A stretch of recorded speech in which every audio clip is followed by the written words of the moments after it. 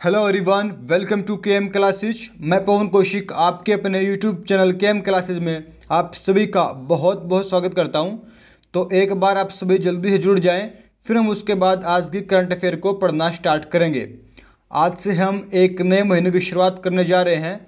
तो सभी फ्रेंड्स एक बार क्लास को अपने सभी व्हाट्सएप ग्रुप में, फेसबुक पर हर जगह शेयर कर दीजिए।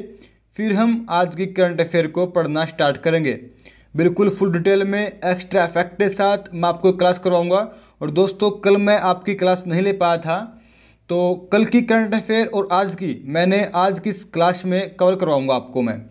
ओके, खैर क्लास कुछ आपकी लंबी हो सकती है, लेकिन आपकी कल की और आज की दोनों दिन की करंट अफेयर इसमें मैं कवर करवा दूंगा।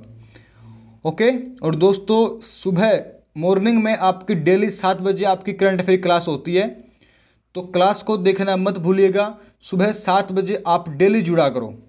ओके, और दोस्तों यदि आपको इसकी पीडीएफ फाइल चाहिए है तो पीडीएफ फाइल भी आपको फ्री ऑफ कॉस्ट मिलती है। तो पीडीएफ आपको कहाँ पर मिलेगी? पीडीएफ आपको हमारे टेलीग्राम चैनल पर मिलेगी, जिसका लिंक आपको नीचे डिस्क्रिप्शन बॉक्स में मिल जाएगा। तो चलिए जल्दी से कनेक्ट हो जाएं।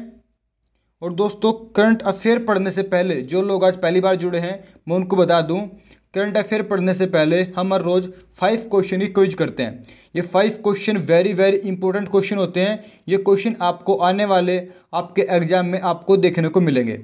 वेरी वेरी इंपॉर्टेंट क्वेश्चन होते हैं। इन क्वेश्चन का आंसर आपको नीचे कमेंट बॉक्स में बताने होते हैं। यदि आपको इनका आंसर नहीं पता है तो क्लास के लास्ट में इन सब क्वेश्चन का आंसर मैं बताता हूँ। ओके, तो आज भी हम वही करेंगे। तो फर्स्ट क्वेश्चन आपकी स्क्रीन पर क्विज का, किस राज्य में करीब 10 करोड़ साल पहले के सारोपोड डायनासोर की हड्डियां मिली हैं? 10 करोड़ साल पहले के सारोपोड डायनासोर की हड्डियां मिली हैं। यहाँ पर मैं किस राज्य की बात कर रहा हूँ? अगला क्वेश्चन है, विश्व मासिक धर्म स्वच्छता दिवस हर साल किस दिन मनाया जाता है? सीबीआई के नए डायरेक्टर कौन बने हैं? सेंट्रल ब्यूरो ऑफ इन्वेस्टिगेशन के नए डायरेक्टर कौन बने हैं? सीआरपीएफ के डायरेक्टर जनरल कौन है भाई? सीआरपीएफ के नए डायरेक्टर जनरल कौन है? सोनमर्ग और गुलमर्ग ये घास के मैदान हैं, तो आपको कहाँ पर मिलेंगे? क्या उत्तराखंड के अंदर मिलेंगे, या मणिपुर के अंदर मिलेंगे, जम्मू कश्मीर के अंदर मिलेंगे, लेकिन कहाँ पर मिलेंगे? तो ये दोस्तों आपके सामने आज की क्विज के क्वेश्चन। यदि आपको इनके आंसर पता है तो आप जल्दी से कमेंट कीजिए, मैं आपकी कमेंट का इंतजार कर रहा हूँ। और नहीं पता है तो आप धैर्य बनाकर रखें, क्लास के लास्ट में इन सब क्वेश्चन का आंसर मैं आपको बताता हूँ। और कोशिश कीजिए कि कम से कम आप एक क्वेश्चन का आंसर मुझे बताएं। ओके, नहीं तो आपको 5 क्वेश्चन का आंसर बताने हैं, क्योंकि ये क्वेश्चन मैंने आपको पहले करवा दिए हैं। जो लोग मुझसे पहले दिन से जुड़े हैं तो उनको इनके आंसर पता होगा। चलिए आगे बढ़ते हैं। फर्स्ट क्वेश्चन आपकी स्क्रीन पर आज की करंट अफेयर का, हाल ही में सबसे कम समय में दुनिया की सबसे ऊंची चोटी यानी माउंट एवरेस्ट की चढ़ाई करने वाली पहली महिला कौन बनी है? This is very important question. तो सबसे कम समय में माउंट एवरेस्ट पर चढ़ाई करने वाली महिला बनी है ऑप्शन बी, त्सांग यिनहुंग। त्सांग यिनहुंग आपको याद रखना है। यहाँ पर आप इनका फोटो देख पा रहे होगे। अच्छा, मैं आपसे पूछूं कि भाई कहाँ की है? ये हांगकांग की। और इन्होंने भाई कितने समय में चढ़ा? ठीक है, कितने समय में इन्होंने चढ़ाई की माउंट एवरेस्ट की? तो सबसे तेज़ी से चढ़ी, ये चढ़ी 25 घंटे 50 मिनट में। 25 घंटे 50 मिनट में ये सबसे तेज़ी चढ़ गई। तो इन्होंने सबसे तेज़ी चढ़कर माउंट एवरेस्ट पर अपना रिकॉर्ड बनाया है। अच्छा भाई, इन्होंने अपना रिकॉर्ड किसका तोड़ा? भाई मैं आपसे पूछूं कि रिकॉर्ड इन्होंने किसका तोड़ा, तो एक आप नाम याद रखिए, Zhangmu Lama.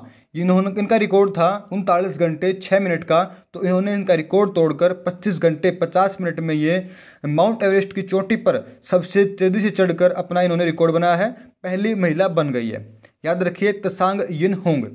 Okay, mount Everest की दोस्तों आपसे पूछूं कि ऊंचाई कितनी है भाई? ऊंचाई है इसकी 8848 मीटर दशमलव 86 सेंटीमीटर। ठीक है, ऊंचाई बढ़ गई है 6 सेंटीमीटर और। तो याद रखना है 8848 मीटर पॉइंट 86 सेंटीमीटर, ये इसकी कितनी है भाई? ऊंचाई है माउंट एवरेस्ट की। और माउंट एवरेस्ट को हम सागर माथा बोलते हैं। कहाँ पर? नेपाल के अंदर। नेपाल के अंदर माउंट एवरेस्ट को जो है सागर माथा बोला जाता है। और सबसे पहले भाई कौन चढ़ा था भाई? माउंट एवरेस्ट पर सबसे पहले किसने कदम रखा था? तो ये थे दो व्यक्ति थे, एक तो एडमंड हिलेरी और एक तेंजिंग नोर्गे। तो एडमंड हिलेरी 29 मई 1953 को गए थे ये। आपको मुझे कमेंट बॉक्स में बताना है कि एडमंड हिलेरी किस देश के थे और तेंजिंग नोर्गे ये किस देश के थे। तेंजिंग नोर्गे किस देश के थे और एडमंड हिलेरी किस देश के थे, तो आपको कमेंट बॉक्स में मुझे बताना है। ओके। और दोस्तों आपको जो ऑप्शन ए दिख रहा होगा, कामी रीता शेरपा। कामी रीता शेरपा ये कौन है भाई, मैं आपको बता दूं, ये इनका भी रिकॉर्ड है माउंट एवरेस्ट पर चढ़ने का सबसे ज़्यादा बार। तो सबसे ज़्यादा बार चढ़ने का एक महिला का रिकॉर्ड है, इनका नाम है कामी रीता शेरपा। ये 25 बार चढ़ी हैं माउंट एवरेस्ट पर, याद रखिए। अच्छा, ऑप्शन सी आपको दिख रहा होगा, ताशी यांगजोम। ये कौन है भाई, ये अभी पीछे न्यूज में थी।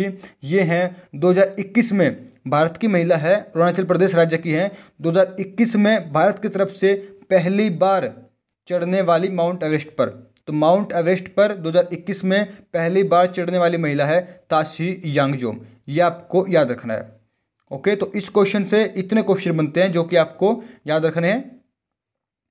चलिए अगला क्वेश्चन है, हाल ही में किस राज्य सरकार ने स्कूली शिक्षा के लिए 8.6 लाख टैबलेट बांटने की घोषणा करी है। तकरीबन 8.5 लाख टैबलेट बांटे जाएंगे। तो किस राज्य के अंदर बांटे जाएंगे भाई, तो ये बांटे जाएंगे हरियाणा राज्य के अंदर। हरियाणा, याद रखिए, हरियाणा राज्य सरकार बांटेगी स्कूली शिक्षा के लिए 8.6 लाख टैबलेट। ओके, चलिए हरियाणा की दोस्तों बात करूँ तो यहाँ पर मैंने कुछ करंट अफेयर हरियाणा की टाइप कर दिए हैं। जैसे अभी इनकी परियोजना ने शुरू की थी अभी हाल ही में, संजीवनी परियोजना। संजीवनी परियोजना कहाँ की है भाई, ये हरियाणा राज्य की। एक इनकी हरी योजना है, हरी योजना, जो कि अनाथ बच्चों के लिए है। एक इनकी मुख्यमंत्री अंत्योदय परिवार उत्थान योजना है, मुख्यमंत्री अंत्योदय परिवार उत्थान योजना। याद रखिए कहाँ की है, हरियाणा की। डॉक्टर भीमराव अंबेडकर नवीनीकरण योजना, ये भी हरियाणा की है।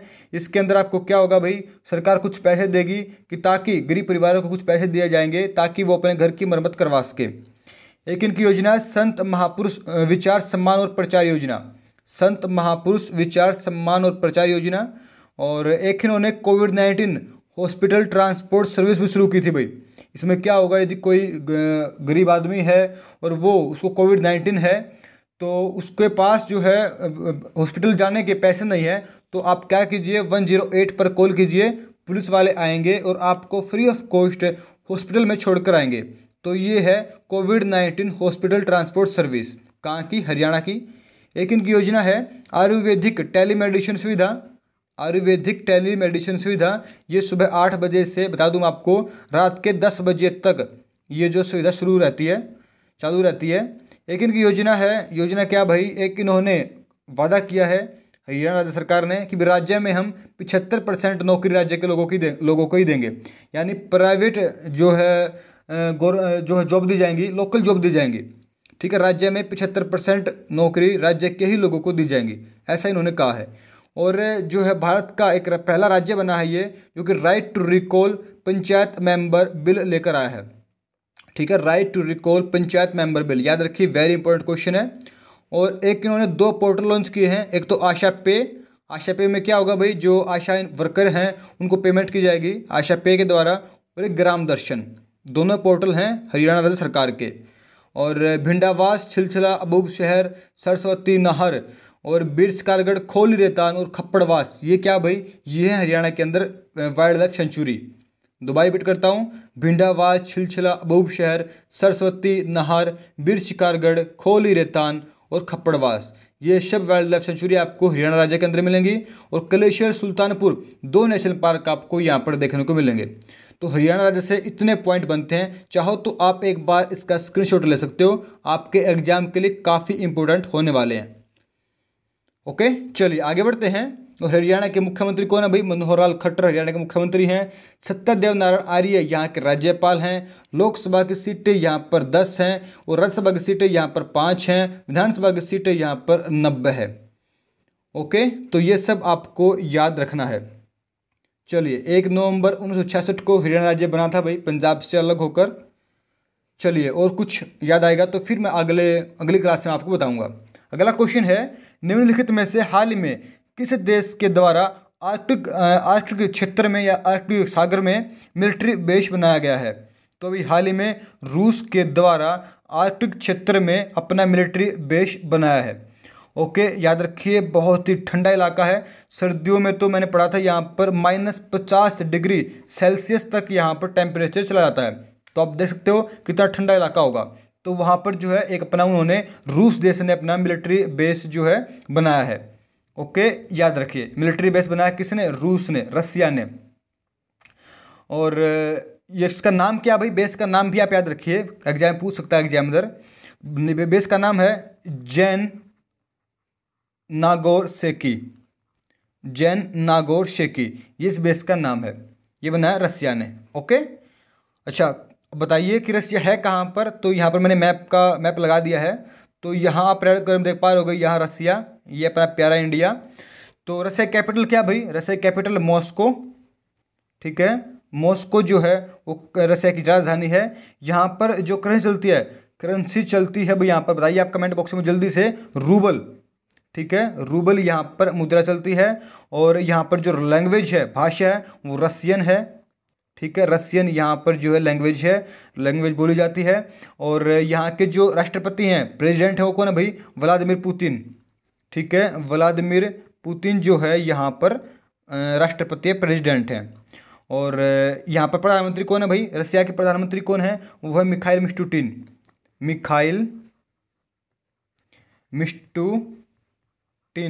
जो भाई यहाँ पर क्या है? प्राइम मिनिस्टर हैं। तो आपको ये याद रखना है। और रसिया से एक पॉइंट और आप याद रखिए, एग्जाम में पीछे जो एनटीपीसी के एग्जाम हुए थे वहाँ पर आया था। वहाँ पर क्या कई बार आता है कि बैकाल लेक कहाँ पर है? बैकाल झील। तो बैकाल झील भी आपको मिलेगी रसिया के अंदर। ठीक है, बैकाल लेक। और एक आप यहाँ पर पहाड़ याद रखिए, यूराल के पहाड़ भी आपको कहाँ पर मिलेंगे? रसिया के अंदर आपको देखने को मिलेंगे। तो ये सब जानकारी आपको याद रखनी है रसिया के अंदर। दोस्तों, यदि आपको ये क्लास पसंद आ रही हो तो प्लीज़ क्लास को आप लाइक करें और शेयर जरूर कर दिया करें। सभी व्हाट्सएप ग्रुप में हर जगह क्लास को शेयर कर दिया करो, क्योंकि बहुत मेहनत होती है क्लास को आपके सामने लेकर आने के लिए। ओके, तो क्लास को यदि पसंद आती है तो आपको लाइक ज़रूर कर दें। ओके, जितनी भी दोस्तों मैं आपको बातें बताता हूँ, आपको ये याद रखनी है। आपके आने वाले एग्जाम में ये बातें आपके बहुत काम आएंगी। यह बात आपको अब पता नहीं चलेगा, जब आप एग्जाम बैठोगे तब आपको पता चलेगा कि मैं भी सही बोलता था। ठीक है, आपको लगता हो कई बार कि मैं बहुत ज़्यादा बोलता हूँ, बहुत ज़्यादा बातें आपको बताता हूँ। तो ऐसा ही है आज के इस टाइम में, क्योंकि भाई आजकल एग्जामिनर कम क्वेश्चन नहीं पूछता, हल्के लेवल क्वेश्चन नहीं पूछता। और करंट अफेयर का तो आजकल एग्जाम में बहुत पोर्शन आने लगा है। ठीक, और साथ में उसके स्ट्रेटेजी के भी। तो ये सब जानकारी जो आपको बताता हूँ आप हल्के मत लिया करो। इंपॉर्टेंट पॉइंट्स मैं आपको बताता हूँ, एक भी फालतू का पॉइंट मैं आपको यहाँ पर नहीं बताता हूँ, तो आपको बड़े ध्यान से सुनना है। और मैं चाहता हूँ कि आप अपने नोट्स बनाए, करंट अफेयर के नोट्स बनाएं आप। ओके, तो नोट्स बनाने की तैयारी आप शुरू कर दें। चलिए आगे बढ़ते हैं। अगला क्वेश्चन है, हर साल विश्व तंबाकू निषेध दिवस किस दिन मनाया जाता है? तो आपको पता होगा हम हर साल मनाते हैं वर्ल्ड नो टोबैको डे 31 मई को मनाते हैं हम world no tobacco day. Okay, याद रखिए। और ये हम हर साल मनाते हैं, तकरीबन 1988 से हम मनाते आ रहे हैं इसको, 1988 से। ओके, शुरुआत इसकी 1987 में हुई थी, लेकिन हम 1988 से इसको पहली बार हमने इसको मनाया था। WHO के द्वारा ये मनाया जाता है, वर्ल्ड हेल्थ ऑर्गेनाइजेशन के द्वारा इसको हम मनाते हैं। ठीक है, आपको याद रखना है। और इसकी थीम भी इम्पोर्टेंट है, थीम भी आप याद रखिए। थीम है इसकी commit, COMMIT, commit to quit, QUIT, ये इसकी जो थीम है। ठीक है, यानी छोड़ने के लिए प्रतिबद्ध, ये इसकी अब की बार थीम है, याद रखिए। चलिए, और दोस्तों कोशिश करूंगा कि आज मैं आपके लिए, आज नहीं तो कल आपके लिए जो मई महीने के जो इम्पोर्टेंट डेज हैं उसकी क्लास में आपके लिए लेकर आऊँ। ठीक है, चलिए आगे बढ़ते हैं। अगला क्वेश्चन है, प्रधानमंत्री हमारे नरेंद्र मोदी जी ने के द्वारा चक्रवात से प्रभावित राज्यों में कितनी वित्तीय राशि आवंटित की गई है? तो भाई पर आपको पता है भाई चक्रवात आया था, तकरीबन इन्होंने कई राज्यों को बुरी तरह तबाह कर दिया, जैसे अपना पश्चिम बंगाल और ओडिशा में एक नेशनल पार्क है भीतरकनिका, सुना आपने? भीतरकनिका, यहाँ पर बहुत सारे पेड़ उखाड़ दिए इस तूफान ने। तूफान कौन सा है भाई? यास। जो यास तूफान आया था इसने बहुत सारे पेड़ उखाड़ दिए, भितरकनिका को ज़्यादातर तबाह कर दिया। और पश्चिम बंगाल में जो आपने सुना होगा सुंदरवन के वन, सुंदरवन वन सुना आपने, जो कि एक वर्ल्ड हेरिटेज साइट भी है, नेशनल पार्क भी है सुंदरवन, हालांकि टाइगर रिजर्व भी है। तो यहाँ पर तकरीबन इनकी सरकार का कहना है कि भाई हमने 1000 पेड़ लगाए थे, तो 1000 पेड़ों में से बहुत सारे पेड़ तो तूफान ने उखाड़ दिए हैं। मैंग्रोव के जो वन होते हैं, मैंग्रोव सुंदरी वन होते हैं, यहाँ पर बहुत सारी तबाही करी है इस तूफान ने। तो इसके लिए जो है मोदी जी ने, हमारे प्रधानमंत्री ने, जो चक्रवात से प्रभावित जो भी राज्य है उनको 1000 करोड़ रुपए की वित्तीय राशि सहायता मतलब उनको आवंटित की गई है। ओके, याद रखिए 1000 करोड़। तो यास तूफान जो आया था उसने बाहर तबाही की। अच्छा, आपसे पूछूं भाई कि जो यास तूफान आया था इसका नामांकन किसने किया था भाई? तो यास का नाम दिया था ओमान ने, यास तूफान का नाम दिया था ओमान ने। इससे पहले ताउते आया था, तो ताउते का नाम दिया था म्यांमार ने। ओके, म्यांमार ने। और 2020 में आया था अपना अम्फान। ओके, और 2019 में आया था फानी, याद आया फानी। ठीक है, तो ये सब तूफान आए थे। अच्छा, अब कौन सा आएगा भाई? यास तो आ गया, अब कौन सा आएगा? अब आएगा गुलाब। गुलाब नाम का तूफान आएगा। ठीक, गुलाब नाम भी दे दिया है, ये दिया पाकिस्तान ने। तूफान का नाम गुलाब है, ये पाकिस्तान ने नाम दे दिया। और गुलाब के बाद कौन सा आएगा भाई? गुलाब के बाद आएगा शाहीन, शाहीन तूफान। और शाहीन का भी नाम दे दिया है, ये दिया घाना देश ने, घाना ने। तो गुलाब आएगा, गुलाब के बाद शाहीन आएगा। और मैं आपसे पूछूँ कि शाहीन के बाद कौन सा आएगा भाई? तो शाहीन के बाद आएगा जावेद, और जावेद के बाद आएगा अंशी, अंशानी बोल दीजिए, अंशानी आएगा। और फिर उसके बाद आएगा सीतरंग। तो ये सब तूफान आएंगे, लेकिन अभी इतने इंपॉर्टेंट नहीं है, मैं आपको बता दूंगा बाद में। चलिए आगे बढ़ते हैं। अगला क्वेश्चन है, हाल ही में कर्नाटक के किस जिले में महात्मा बुद्ध की मूर्ति खोजी गई है भाई? तो अभी हाल ही में कर्नाटक के उडुपी जिले में एक महात्मा बुद्ध की मूर्ति को खोजा गया है। कर्नाटक के उडुपी जिले में, कर्नाटक के अंदर कितने जिले हैं भाई? 31। ठीक है, 31 जिले हैं। 31वां जिला बना है विजयनगर। ठीक है, बल्लारी जिले से अलग होकर विजयनगर जिला बना है 31वां कर्नाटक, ये आप याद रखिए। ओके, तो कर्नाटक में मिली है महात्मा बुद्ध की मूर्ति, कर्नाटक के उडुपी जिले में। और कर्नाटक है कहाँ पर भाई? यहाँ पर आप देख पा रहे हो, यहाँ पर कर्नाटक राजधानी बेंगलुरु है। बेंगलुरु क्या भाई? कर्नाटक की राजधानी। ओके, ये आपको याद रखना है। और मुख्यमंत्री जो यहाँ पर है BS येदियुरप्पा यहाँ के मुख्यमंत्री हैं। लोकसभा की सीटें यहाँ पर 28 हैं, और राज्यसभा की सीट यहाँ पर 12 हैं। विधानसभा की सीटें यहाँ पर दो नहीं भाई, 228 हैं, याद रखिए 228। ठीक है, ये आप याद रखिए। और कर्नाटक की दोस्तों कुछ योजनाएं मैं आपको बताता हूँ, जैसे मैंने आपको पहले खैर बता रखी हैं, लेकिन एक बार फिर रिपीट कराऊंगा, क्योंकि जितनी बार आप सुनोगे उतनी बार आपके माइंड में जल्दी से फिट होंगी। तो एक तो न्यूज में था हस्सरघट्टा घास के मैदान। हस्सरघट्टा घास के मैदान आपको कहाँ पर मिलेंगे? कर्नाटक राज्य के अंदर। एक इनकी योजना है दोस्तों, आर्थिक संपदा योजना, आर्थिक संपदा योजना। ठीक है, आर्थिक संपदा योजना। ये क्या करेंगे भाई? इस योजना के तहत गरीब परिवारों को लोन दिया जाएगा, छोटा मोटा लोन देगी कर्नाटक राज्य सरकार आर्थिक संपदा योजना के तहत। ओके, एक जन सेवक योजना है इनकी, जन सेवक योजना। इस योजना के तहत भाई सरकार जो है वो लोगों के घर पर ही सारी सुविधा देगी, उन्हें बाहर जाने की जरूरत नहीं है, सारी सुविधाएं घर पर ही देगी। एक इनकी अनभाग्य है, मैंने आपको पहले बताया था, जिस भी योजना के पीछे आपको भाग्य लिखा दिख जाए आप क्लिक कर देना कर्नाटक, आपका 1 नंबर वहीं पर पक्का। ठीक है, तो अनभाग्य, अनभाग्य, शीरभाग्य, शीरभाग्य, और एक और भाग्य थी इनकी भाई, अनभाग्य, शीरभाग्य, शादी भाग्य। हाँ, शादी भाग्य। तो ये सब योजनाएं किसकी हैं? कर्नाटक राज्य की। और एक योजना और है इनकी, सेवा सिंधु योजना। सेवा सिंधु योजना ड्राइवरों के लिए है, 3000 रुपये राज्य सरकार देगी। ओके, कृषि संजीवनी गाड़ी भी इन्होंने चलाई है किसानों के लिए। और जो अपना नवाचार सूचकांक आया था ना, इनोवेशन इंडेक्स, उसमें कर्नाटक राज्य पहले स्थान पर है। और जो राजधानी बेंगलुरु है ना इसकी, याद रखिए बेंगलुरु देश का पहला केंद्रीकृत AC रेलवे स्टेशन बन गया है। बेंगलुरु रेलवे स्टेशन देश का पहला केंद्रीकृत AC रेलवे स्टेशन बन गया है, ये भी आप याद रखिए। ओके, और भी कर्नाटक के अंदर कुछ बातें खैर मैं आगे बताऊंगा, क्लास बहुत ज़्यादा लंबी हो जाएगी। अगला क्वेश्चन है, हाल ही में प्रधानमंत्री युवा योजना को किस मंत्रालय के द्वारा लॉन्च किया गया है? Very important question. प्रधानमंत्री युवा योजना को किस मंत्रालय के द्वारा लॉन्च किया गया है? पहले तो मैं आपको बता दूं, ये आयुष मंत्रालय के द्वारा लॉन्च किया गया है। शायद ये योजना जो है आपके भी काम आ जाए, तो इसके बारे में आपको 2-3 पॉइंट बताऊंगा। प्रधानमंत्री युवा योजना ये है क्या? सबसे पहले आप याद रखिए युवा की फुल फॉर्म YUVA, ठीक है। युवा की फुल फॉर्म याद रखिए, यंग अपकमिंग एंड वर्सेटाइल, ठीक है।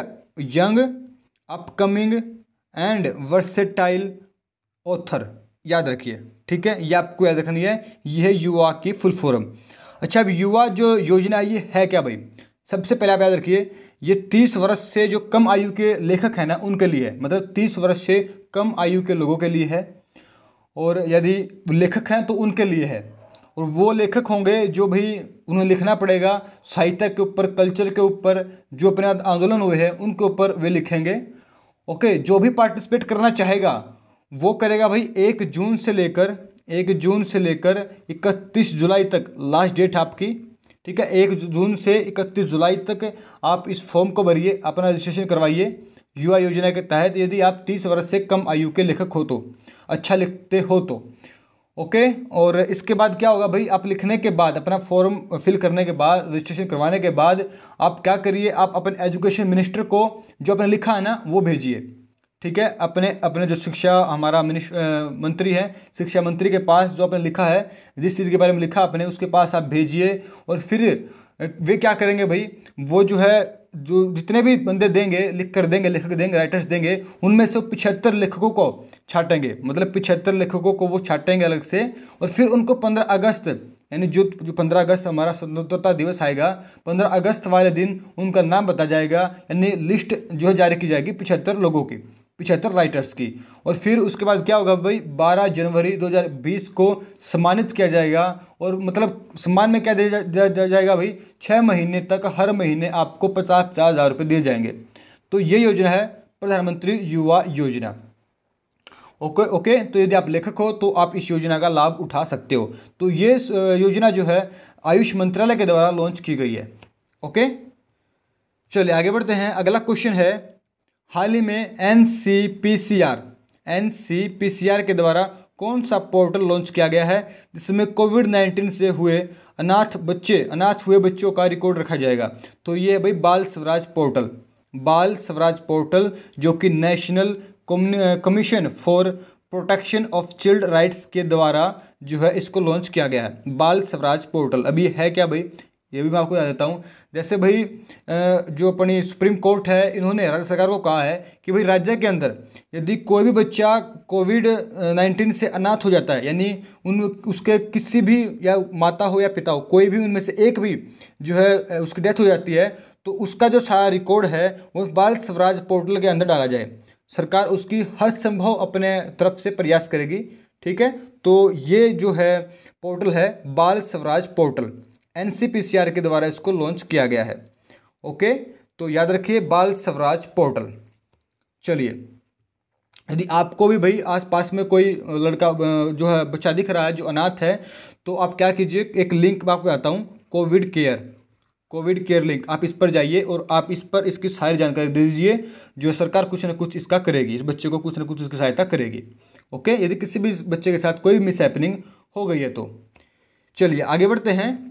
अगला क्वेश्चन है, किस देश के प्रधानमंत्री पड़ोसी डोमिनिका से भगोड़े मेहुल चोकसी को सीधे भारत को सौंपने के लिए कहा गया है? खैर अटपटा क्वेश्चन है, आपको देर से समझ में आएगा, पहले आपको इसकी कहानी सुननी पड़ेगी। अच्छा, आप मेहुल चोकसी को जानते हो भाई? मेहुल चोकसी को कौन नहीं जानता भाई। इन्होंने चूना लगाया है HDFC बैंक को इन्होंने भाई, इसने 13,500 करोड़ रुपए का चूना लगाया है। तो कौन नहीं जानेगा भाई, नीरव मोदी हो गए, ठीक है, मेहुल चोकसी हो गए, ये लोग बड़े खतरनाक थे जो कि लोन लिया और भाग गए। मेहुल चोकसी ने HDFC से 13,500 करोड़ रुपए का लोन दिया और फिर भाग गया। और भागकर गया कहाँ?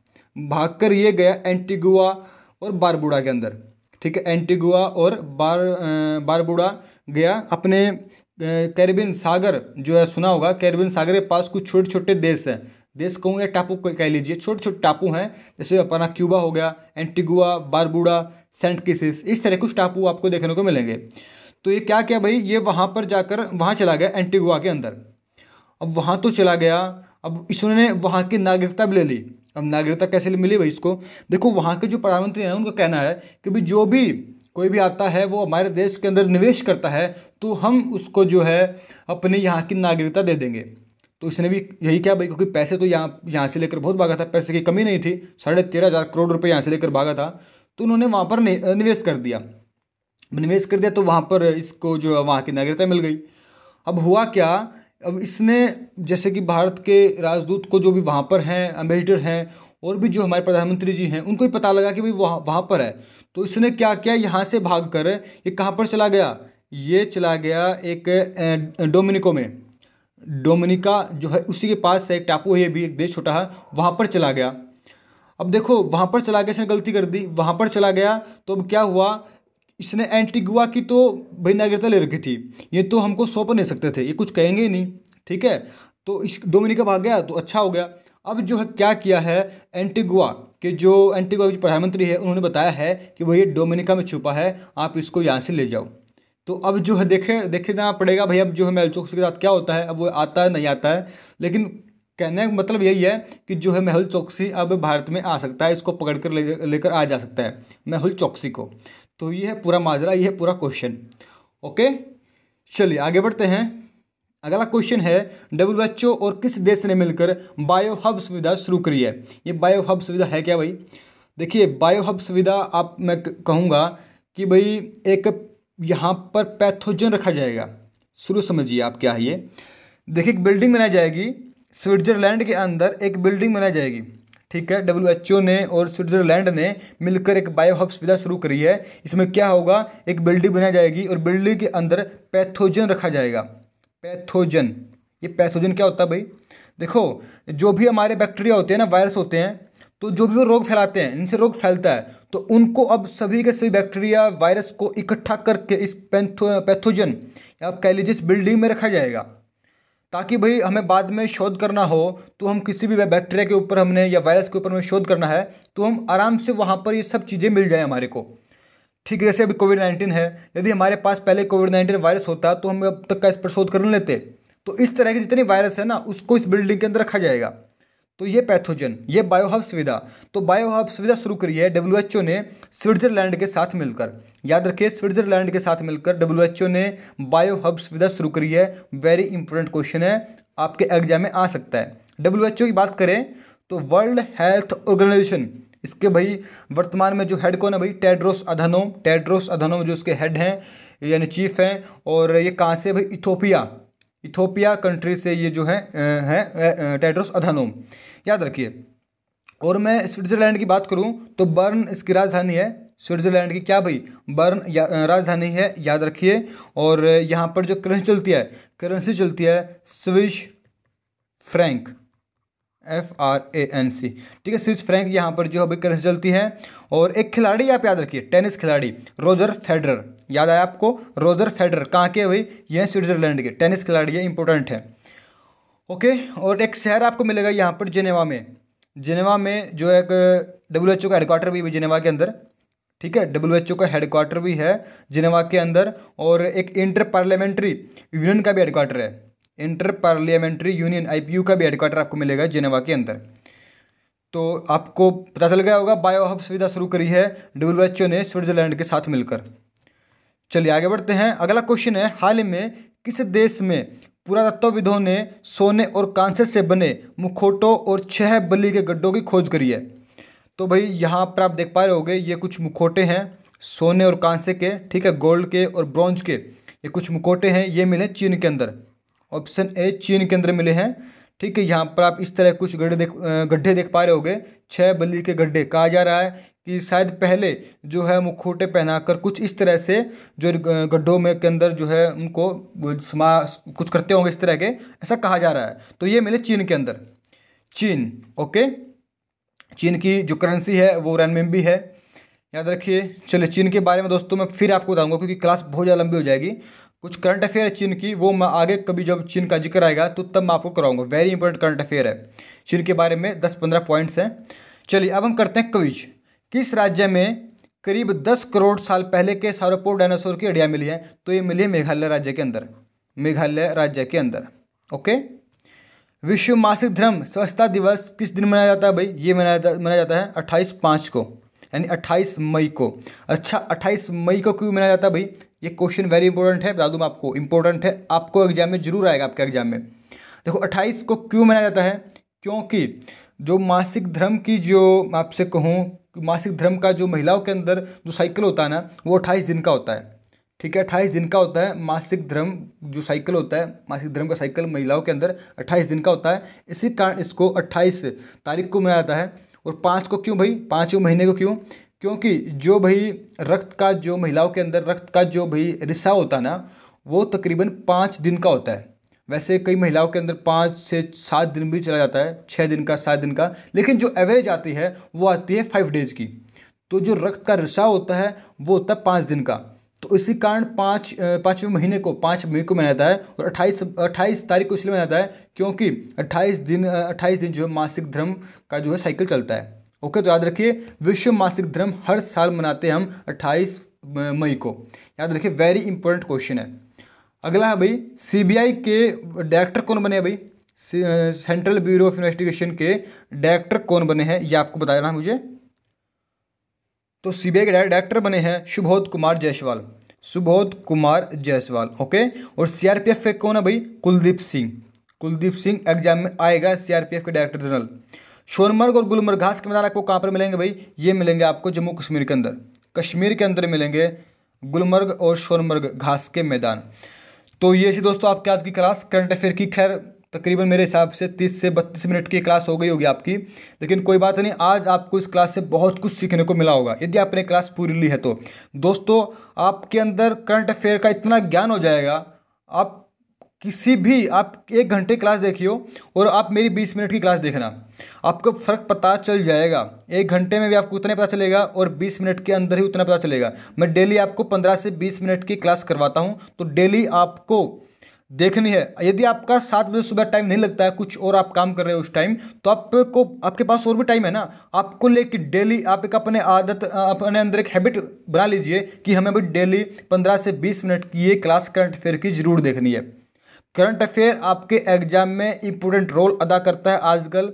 आपको दोस्तों करंट अफेयर से आपके नंबर में नहीं कटने दूंगा, एक भी नंबर नहीं कटने दूंगा, चाहे वो स्टैटिक जीके हो या करंट अफेयर हो। इस महीने के अंदर मैंने बहुत सारा कुछ ऐसा प्रोग्राम बनाया है कि मैं आपके लिए काफ़ी इंपॉर्टेंट टॉपिक पर मैं आपके लिए क्लास लेकर आऊँ, तो वो मैंने प्लान कर लिया है। तो बहुत जल्द आपको इंपॉर्टेंट टॉपिक पर बहुत सारी क्लासेज आपको देखने को मिलेंगी। ओके, तो चलिए दोस्तों, आज के लिए बस इतना ही। क्लास अच्छी लगी हो तो प्लीज़ लाइक करें, और चैनल पर पहली बार जुड़े हो तो चैनल को सब्सक्राइब जरूर कर ले, ताकि आपको डेली नोटिफिकेशन करंट अफेयर का, और भी जो हमारी क्लासेस चल रही है, हरियाणा जीके की चलेंगी आज से, और भी बहुत क्लासेस जो चल रही हैं उनका नोटिफिकेशन आपको मिल जाए। ओके, चलिए तो दोस्तों आज के लिए बस इतना ही, मिलते हैं नेक्स्ट क्लास में। Thanks for watching KM classes.